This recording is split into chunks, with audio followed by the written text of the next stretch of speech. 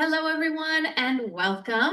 I would like to start by acknowledging that our readings today and all the work that we do at the library is held on the unceded traditional territory of the Coquitlam First Nation, which lies within the shared territories of the Tsleil-Waututh, Katzie, Musqueam, Kakite, Squamish, and Stolo nations. I would like to personally thank the Coquitlam First Nation for continuing to live on and care for this land. Welcome, everyone, to Writers in Our Midst number 29. I believe that this is the first holiday edition. This is the very first holiday edition of Writers in Our Midst that we have done at the library. So I'm very much looking forward to that. And I'm going to pass it right over to Erik. Thank you.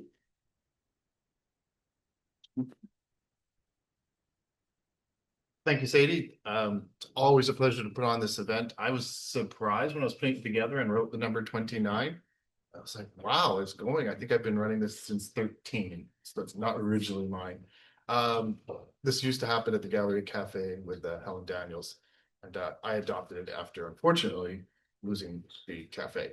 And the library graciously stepped up ever since and hosted us even during COVID and kept us going. And so thank you very much to Sadie and everybody else at the Port Moody Library.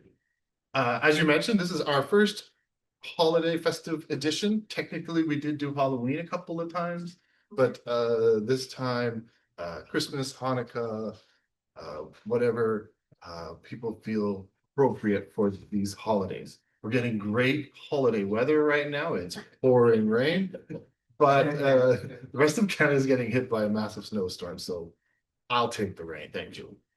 So we have 7 readers today. As always, I have to find a brave reader who's willing to go first. And I know my friend Mallee is always willing to go. Mallee Stanley is a BC writer whose first novel set in Uganda, You Can't Clap with One Hand, was published in 2025. She's lived in East Africa and will soon publish her second novel set in Tanzania. Although she now calls Canada home, she has lived overseas in Africa, Asia, and Australia for over 40 years. So her writing has an international flavor. She has completed 5 historical fictions set in East Africa, Sri Lanka, India, Australia, New Zealand, Ireland, and Canada, with a through line dealing with racism, patriarchy. She often writes in women's voices, and her stories are inspired by personal experience during her travels.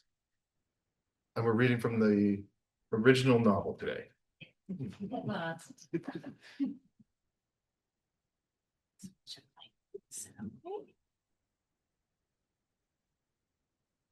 Can't Clap with One Hand is a novel about an Ismaili South Asian family in Uganda during the time of British colonialism going through to the time of Idi Amin. There are many occasions when Ismailis celebrate. The occasion I'm going to share is when the Imam visited Uganda, known to Ismailis as Hazar Imam, known to the rest of the world as the Aga Khan. Kampala buzzed with excitement because our Imam planned a visit to East Africa, including Uganda. Mara abandoned her whining about missed opportunity to see our past Imam weighed in diamonds with the anticipation of coming face to face with our new spiritual leader. We all need new clothes, she told Bappa at dinner. After the intended visit was announced in Kani, Bappa grunted. For education expenses and food, Bappa never stalled, but with clothes, he clasped the key to the safe with added strength. My younger sisters wore outfits I'd grown out of until they were faded and threadbare. I wore my clothes with care because Ma nagged me, worried what people would think if our clothes were too shabby. As we grew, Seema was spared this humiliation because we became the same size in our teens. The chance to wear something new sent a hum around the table. Can we, Bappa? Said Fatima, the last in line for the hand-me-downs. Bappa grunted again, but his tone sounded more positive. I want a blue dress, said Seema. I want a pink dress, said Fatima. I want a green dress. I've never had one, Muna said. Enough, enough. Bappa pounded the table with his fist. I stole a glance at Ma. I bought my own clothes now I was working, so didn't have a stake in the discussion, but the desperate expressions on my sisters' faces moved me. We'll see what we can do, won't we? Ma said, poking Bappa. We can't have our beloved Imam see us in old clothes. Fatima cheered when Bappa scowled. With our new outfits, we, along with the rest of our community, sat poised on the front steps of Jamaat Khana the day of our Imam's visit. He arrived in a white safari suit, and Seema gasped, "He's handsome, na?" "Salvat," snapped Mother, referring to the repeated prayer Seema was supposed to be reciting as he stepped towards us. I wanted to remember each and every detail of his short visit, his face, the way he bent to speak to the Mukhi of our Jamaat, every word of his Faman, but I recall little. I claimed to know every detail about the visit because of Ma's chatter afterwards, but once Seema elbowed me, I couldn't concentrate. "What?" I whispered, keeping my head lowered. "There's a man staring at us, 2 rows up." I raised my head and jerked it back down when I spied him because he smiled like the model in the toothpaste poster pinned up in Bappa's duka. "Is he looking at you or me?" "Did he smile at you?" "No, just stared." When I said nothing, she asked, "Well, I don't know." Ma dug her elbow into my ribs, so when Seema asked again, I pretended I was deep in prayer while my heart pounded a little faster. "Can't you two keep quiet?" Ma said after our Imam stepped inside Khane, festooned with flags and lights that would set the building ablaze in the evening. The thoughts swirled through my head. I didn't want to get married, I repeated to myself, whoever he was. I loved my small taste of independence as a nurse, and I was puffed up with importance at how I weaseled everything out of Bappa. First, I recalled each and every detail of how I maneuvered Bappa so I could be a nurse. Next, I purchased a bicycle after convincing my father. "How can you go about in a bicycle?" "Yes, you're a girl," Sultan had said. "Well, I can't afford a taxi every time. If you can't drop and pick me up, can I?" Papa frowned. "There must be something else you can do." "I could learn to drive." "What, and take the car?" "That leaves the bus. And it's difficult on the bus being a girl." "How?" Papa asked, because he was oblivious to what young girls endured on crowded public transport. "It is not easy, even if I get a seat. I have to stand. Africans brush against me. What will people think?" I asked, echoing Papa's words to play on his weakness. Papa boasted how he liked to get along with Africans, but Indians believed the worst their sons and daughters could do is marry one. To them it would be a step down. Papa mumbled as I anticipated because I'd ambushed him. "Well, Papa, should I take the bus, some driving lessons, or buy a bike?" Behind Papa, Seema pressed her lips together while I kept my gaze focused on my father, afraid I'd laugh. Sultan eyed me the same way he did when Papa announced I could start nursing, and it wasn't his usual sneer. As we continued sitting on the steps, I thought of how Papa had backtracked and allowed Seema her teaching dream. Once again, Seema had been in tears at her announcement, but they were tears of joy. "How did you do it, Guli? Tell, Na," she asked once we were in bed. "What do you think I've been trying all these weeks, standing next to Bappa in Khani and listening to his boring talk? You never told." "Of course not. You would have pestered me every night after Khani if you'd known what I was up to." As I replayed these victories in my head while I sat on the front steps, I smiled just as I looked up. Oh no, he thought I was smiling at him.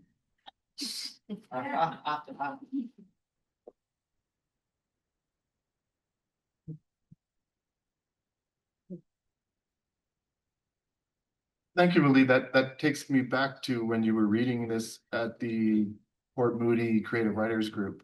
And I'm so happy to see it transition to the real book, a physical book. Next, I have another friend of mine who I met at the Port Moody Writers Group, my good friend Ty, who asked to go early on.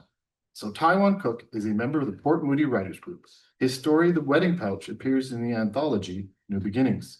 He writes about Korean and Chinese folklore and monsters, but today he's writing about a present.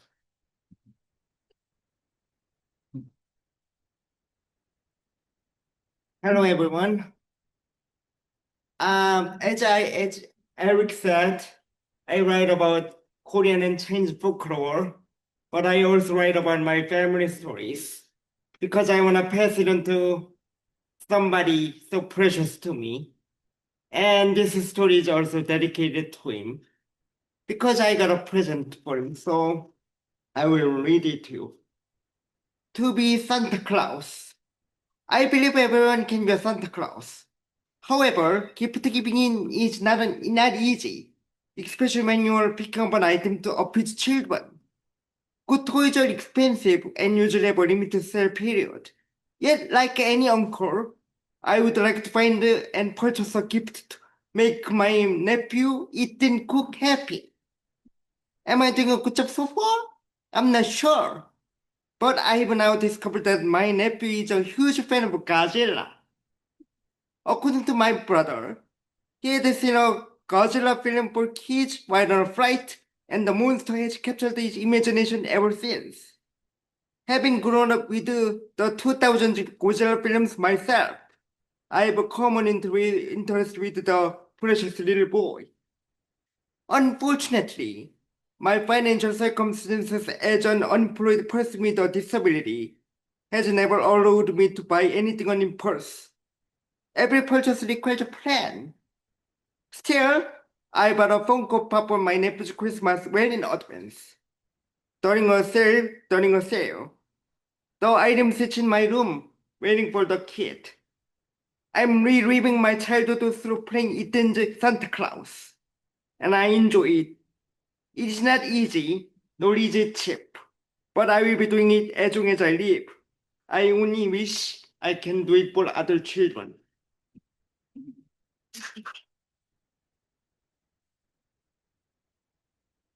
So, he's 4.5.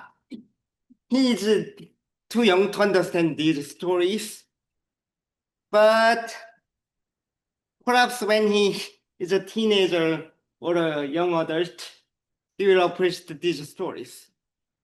And thank you for listening. Have a Merry Christmas.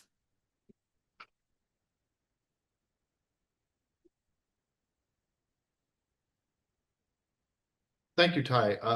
Ty and I have been practicing his Yeah. presentation, and the advice I gave you was to slow down, and well Yeah. done.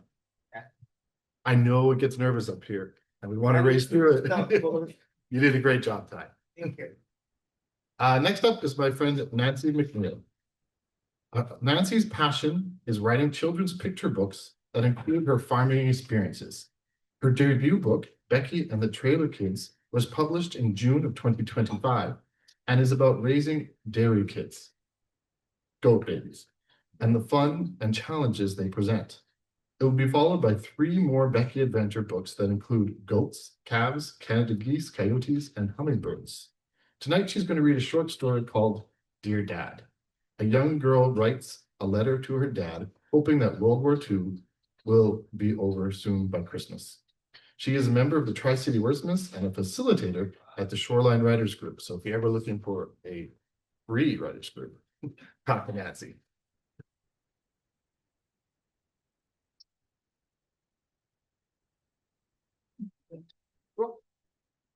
Great, okay.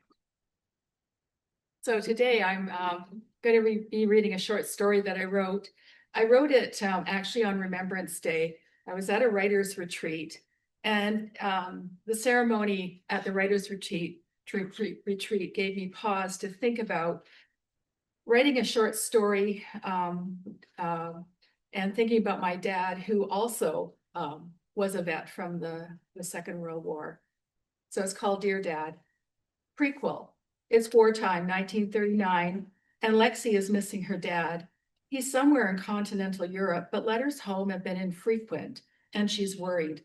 With Christmas coming, 12-year-old Lexi begins to write him a letter with news from home, hoping he's safe and well. Dear Dad, the snow is falling outside our kitchen window as I write my letter to you. I love watching the drifting flakes, but it's getting dark and Mom is drawing those dreadful blackout curtains. We are only using a few light bulbs, 2 in the kitchen and 1 in the living room. We use oil lamps and candles as much as possible. As the curtains are drawn, Mom rekindles a fire in our kitchen's wood-burning stove. I love to hear the snap, crackle, and pop as the wood pitch catches fire. But until the fire gets going, the kitchen feels drafty and cold. Next, Mom adds a kettle to the stovetop. I'm learning to like the taste of boiled water because black tea is rationed. Should this horrible war continue next summer, I'll pick and dry some blueberry, raspberry, and mint leaves. We'll send you some herbal tea too. As usual, the fire will be short-lived once the burning wood is gone, unless Mom adds more.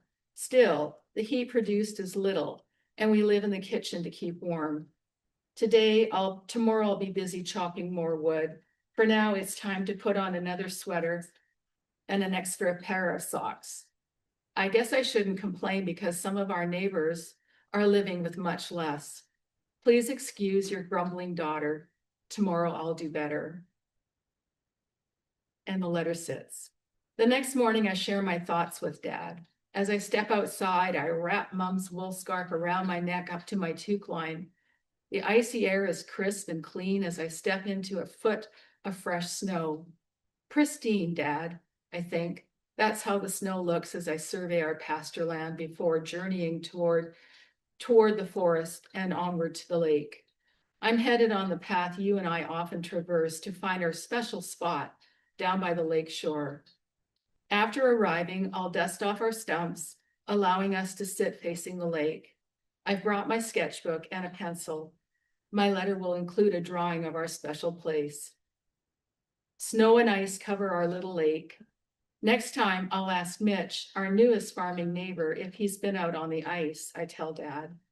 Mitch is an excellent hockey player. I'm sure you'll like him when you meet him. Lexi's letter remains unfinished. Sitting down on my favorite stump at the lake's edge, I close my eyes and think of Dad. His smile is the first thing I see. It's sincere, honest, and resolute. Next, I remember the twinkle in Dad's eyes that light up his impish grin. It makes me smile too. As I feel Dad's massive arms around my shoulders, I say aloud, "Hey, Dad, I feel you. Thanks for giving me one of your massive squishy hugs. I've missed them so." Then something magical happens and I say, "I can hear you, Dad." "Hey, darling, how have you been?" Dad whispers as he sits down on his stump next to me. "How's my girl? Now, don't you get all glassy-eyed on me." "I miss you so much, Dad." Tears stream down my face, leaving frozen bits on my cheeks. Dad's look tells me that he understands. Surrounded by towering conifers, we sit quietly side by side, both loving these trees. We are kindred souls, friends of the forest. In that moment, time and distance disappear. Togetherness means everything. Nothing else matters. "You stopped writing to me, Dad. Where are you?" Afraid of whining, I remain silent, waiting for his response. "I'm doing important work, Lexi, fixing Spitfires to keep England's lads in the sky." His voice speaks to my heart. "Some days are so busy, there's barely time to eat or sleep. We work hard to save our boys. It's my duty and solemn oath to keep them flying so that this terrible war will end soon, maybe by Christmas. Now, my girl, tell me some good news." I collect my thoughts. "Well, Mabel kidded twins yesterday. 2 little bucklings. One is black and the other is white. I'm calling them Blackie and Whitey. It's not a very original, those aren't original names, but they work. Blackie is frisky, pushy little guy who is constantly first in line for Maple's milk. Whitey is happy to wait his turn. He knows plenty will remain for him. Blackie reminds me of some other goat kids we raised, Dad whispers. I smile and nod. Another good thing happened, Dad. Last summer's hay sales were through the roof. Because it was harvesting time, the entire community assisted and we managed to bale 600. Wow, that's impressive, he says as his arms encircle me. Of course, we shared the surplus with everyone, just like you would have done. Afterwards, we had a big celebration under the roof of the new unfinished barn. Everybody bought food. Johnny and Bennett supplied the drinks. Matt brought the ice for your old wooden cooler. Jake, Sam, George, and Louie played their instruments. We had so much fun. There was dancing under the half cover while the kids played in the adjacent field. Best of all, it was warm and almost bugless. For a moment, we left the war behind, but I missed you the most because we didn't have our special dance. There was no one to twirl me around to show off my new swirling dress. But none of those moments matter now. Please write soon, Dad. We need to hear from you and we want you home. I squeeze my eyes harder as Dad's presence slowly slips away. The flurries begin and I must leave the lake and return indoors. Looking down at the snow, that's when I see them. Dad's boot prints. A joyous smile spreads across my face. New tears stream down and my laughter fills the air. I know you'll be home soon, Dad, I shout to the universe, hoping that Dad hears me.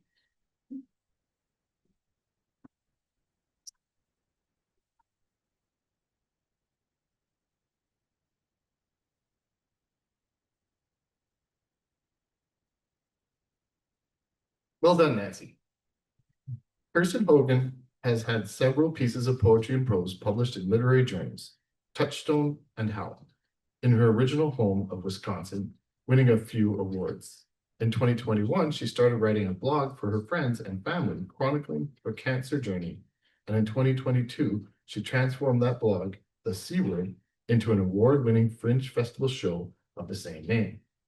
After working in professional theater in Boston and New York City for over a decade, she moved to Vancouver in 2007. Locally, she has worked primarily as a performing artist, graphic designer, and marketing copywriter for both the Rio Theater and for her own performing arts company, Bricks House Arts. It was while listening to one of her favorite Canadian authors, Iona Wishaw, speak at the 2024 Tri-City Writers Festival that a spark to write her own mystery novel was ignited. I told her that actually. She was happy to hear it. It touched her heart. I just read her the prequel. Okay. It's sitting under my Christmas tree. It's lovely. All right. I'm Kirsten. So this is not published yet. It's my first novel. And I think I'm almost done with the final edits. This is my 9th draft. Isn't that the way? And it all takes place around the holidays. In 1988, in a small Catholic liberal arts college in Minnesota that is run by some very liberal nuns who don't wear habits. So the main character is one of those nuns, and she's accompanied often by her little pug dog, Feste. She runs the theater department. All right, so this is Thursday, December 17th.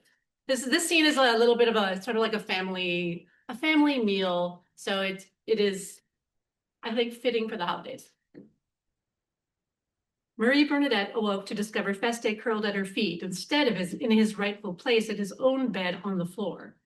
She was about to chastise him, but his warmth and weight was so cozy and soothing that she decided not to, just this once.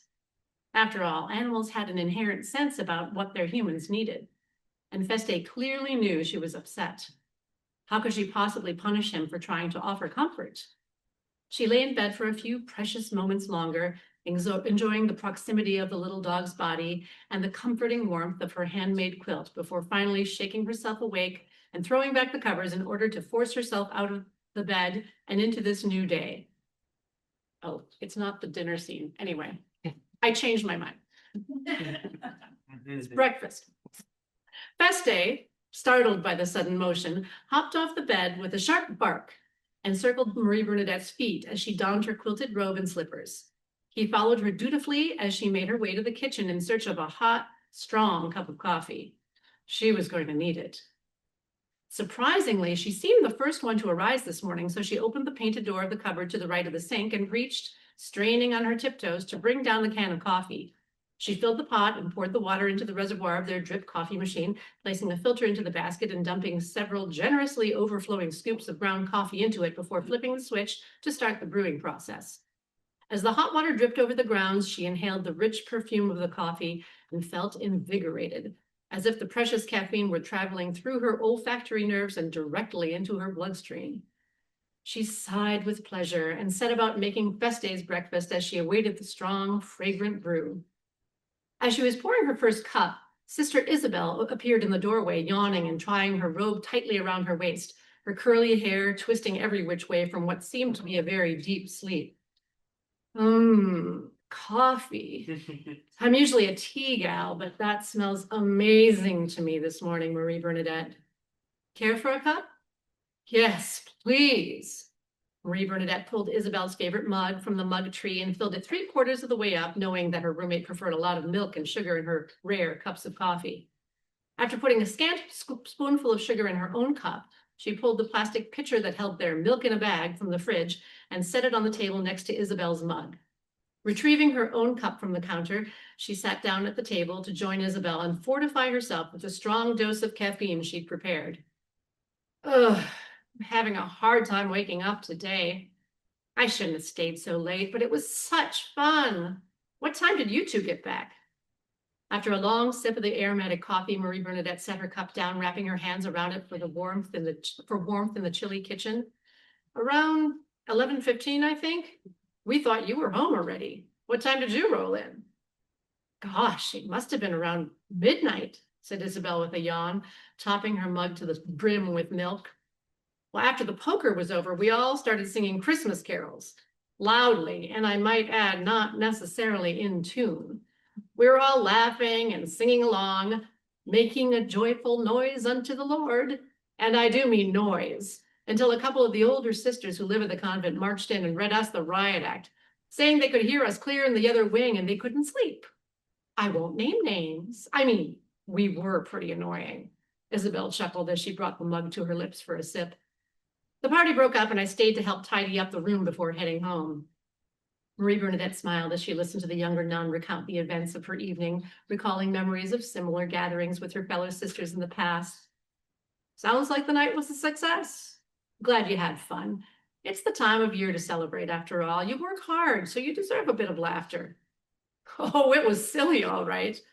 And I was so hungry after not eating much of Joan's dinner that I think I ate my weight in Christmas cookies. Oh, did you see some of the gingerbread people the theater kids made this year? Her eyes glowed as a grin spread across her face. I ate Adam and Eve wearing nothing but green icing fig leaves. Isabel then laughed so hard her milky coffee sloshed from her mug onto the table, making Marie Bernadette laugh out loud herself. Can't a body sleep around here? Joan appeared in the doorway of the kitchen, rubbing her eyes and scratching her behind. Crossing her arms across her chest and leaning on the doorframe, she asked, "What's so dang funny at 6:30 in the morning anyway?"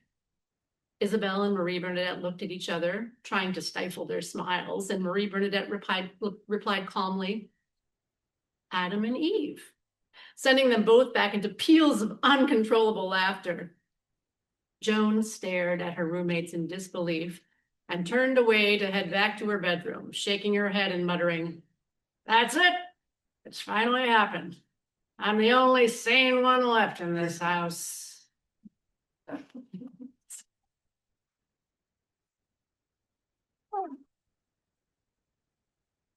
Before you go on, there's just a pop-up. I just want to make sure that nothing's gonna happen here. Very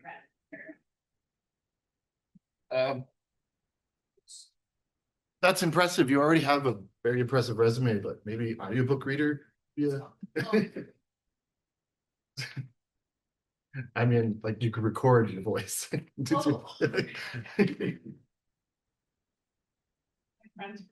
I've been releasing one chapter like a week just for them, and some of them don't read, so I've been doing an audio version as well. I mean, it's not fancy, it's just I'm doing it at home, but I think it's good practice.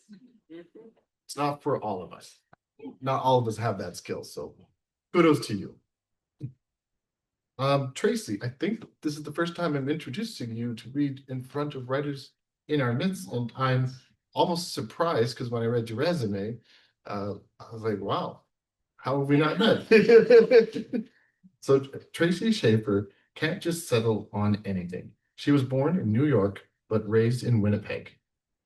Tracey moved to Toronto to study theater before dropping everything to travel through Asia, spreading her love of English through conversation classes. Tracey landed in Vancouver for a brief stint as a TV professional, but never left. After a slight detour east, she found Port Moody. Finally, even when she can admit that she's settled, just in time to discover her real passion, writing about herself. Her personal essays have appeared on the CBC News website and the Globe and Mail. Tracey is a recipient of the City of Port Moody Arts Award in 2022.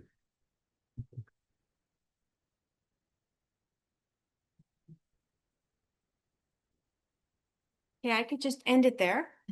Because that sounded really good. Let's see how this goes. Okay, okay, this is sort of an angst written piece.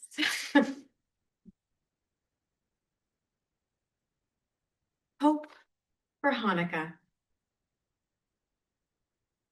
I was 4 years old when my family moved to a small suburban neighborhood in Winnipeg. It was the late 1970s. We were the only Jews.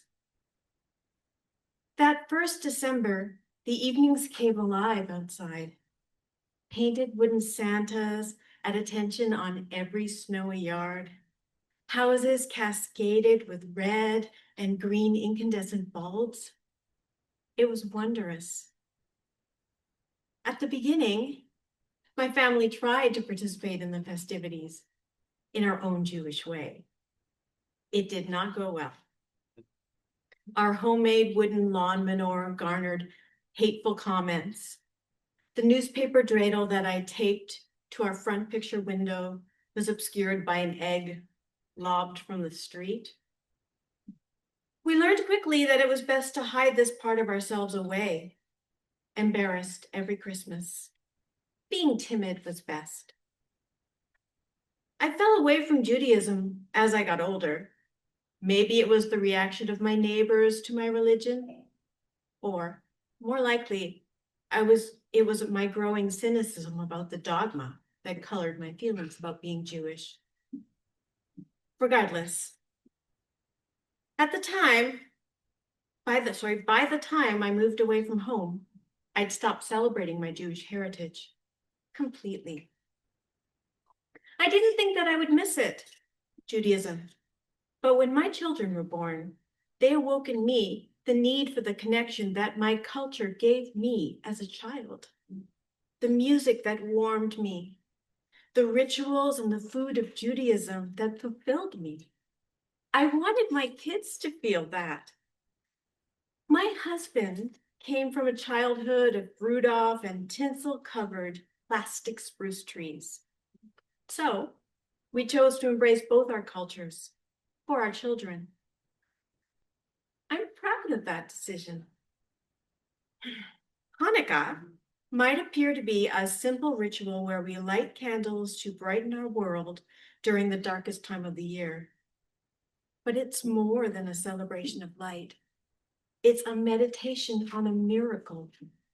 The story of Hanukkah says that when the Jews freed themselves from Syrian oppression and restored the temple 2,000 years ago, they had to light the lamp over our most sacred item, the Torah, a scroll filled with the knowledge and stories of our people. It took 8 days to refine the oil needed for the lamp, but there was only enough oil for 1 day. So God granted a miracle and extended time.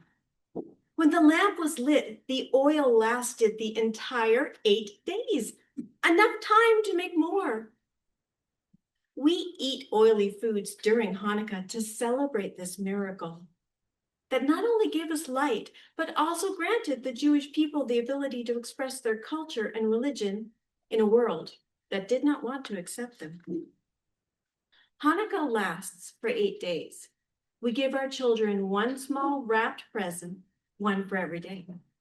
My husband and I have 2 kids, so we wrap 16 Hanukkah presents and at least 1 Christmas present. We use a lot of tape.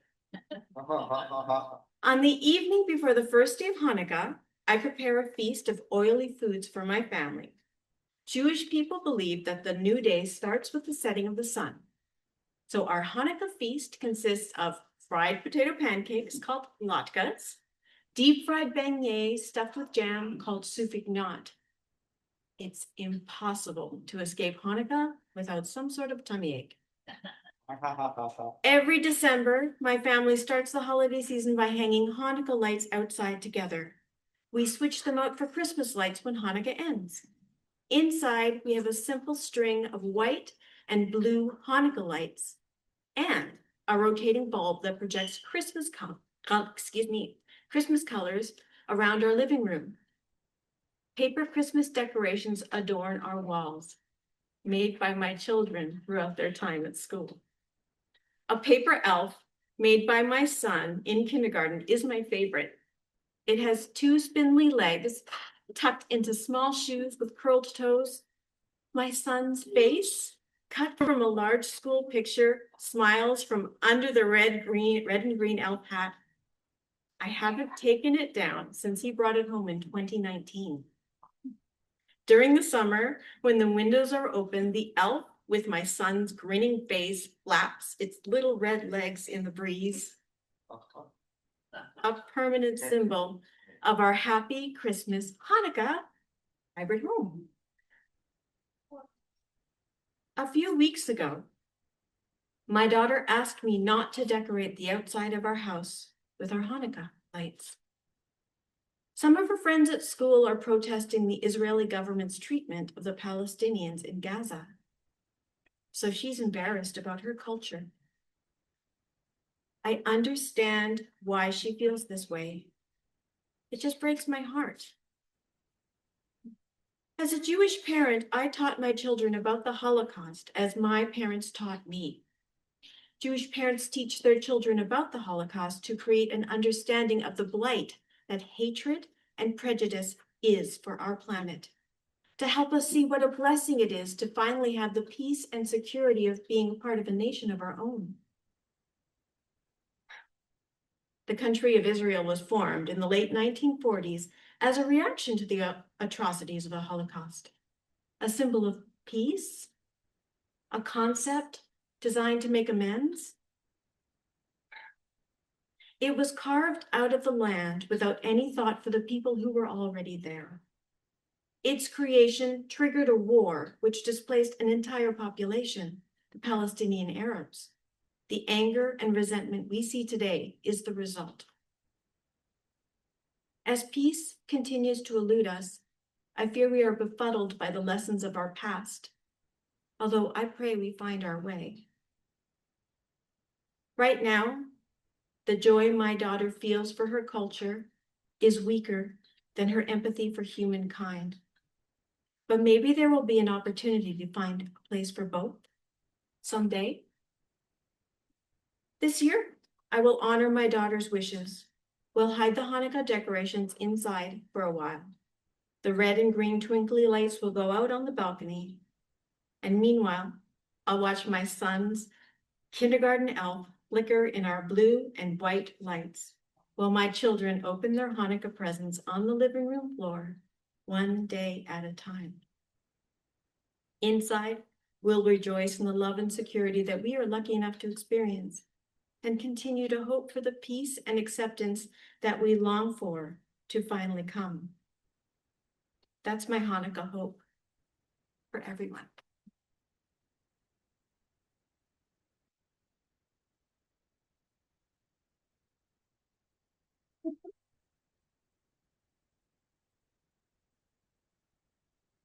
Um. Wow, it took me 29 episodes to get you to read. I really hope you come again. My friend Giselle is the opposite. No matter what theme I put out, Gisela raises her hand and says, I got one.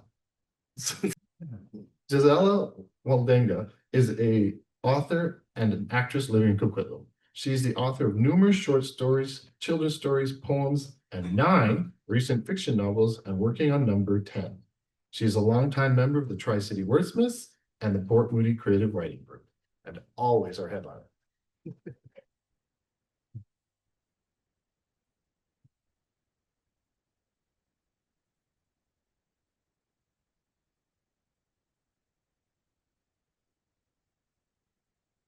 Well, I'm glad I made it here. Almost didn't. So anyway. Okay. I'm looking forward.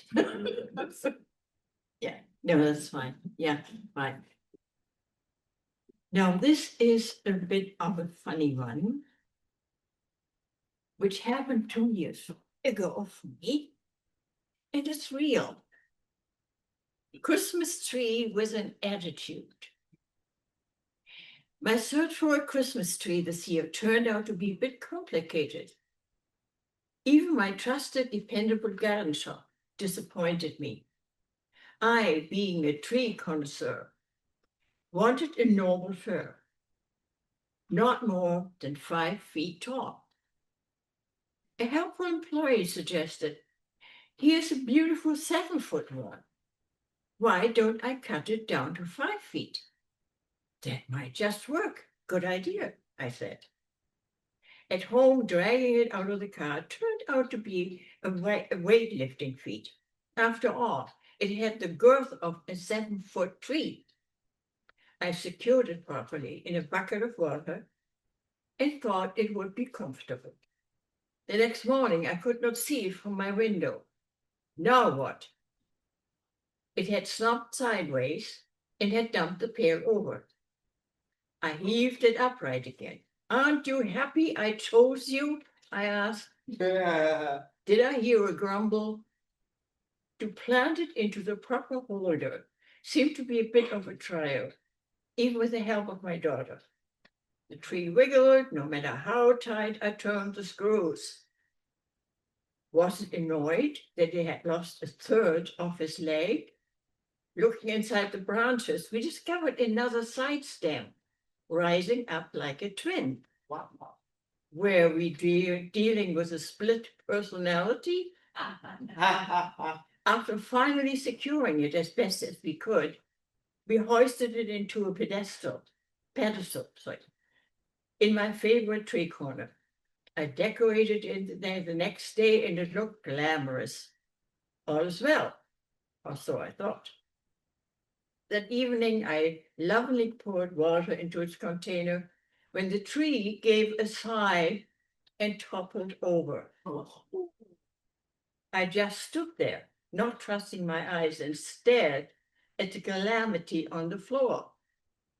What do you have against me? I wailed.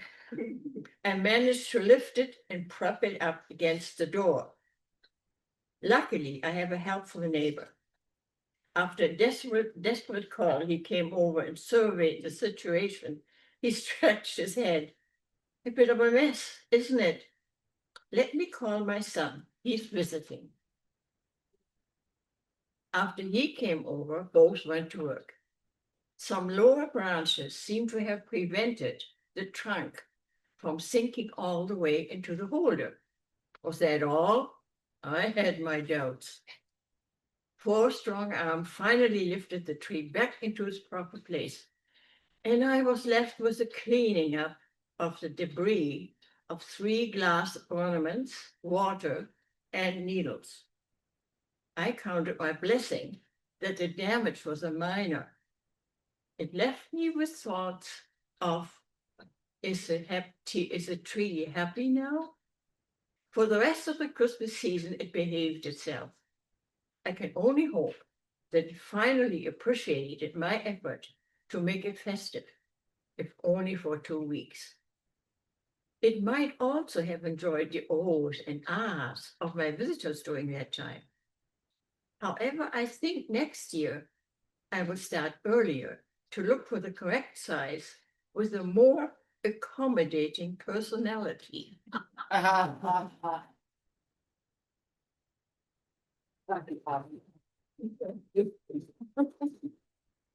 Oops. See, I had to get orange here.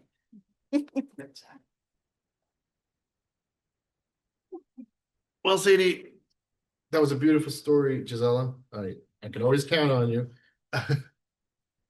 We were way too fast. I don't think anybody's going to complain unless anybody's got an open mic idea. We can call it. Sure, suggesting karaoke, but sure. Let's go with good night, everyone. I'm going to thank all of you for coming out today too, because looking outside, I thought, oh, we're going to lose some people. So thank you for the brave souls who came. Thank you to anybody watching this on YouTube who stayed till the end. It's always a pleasure.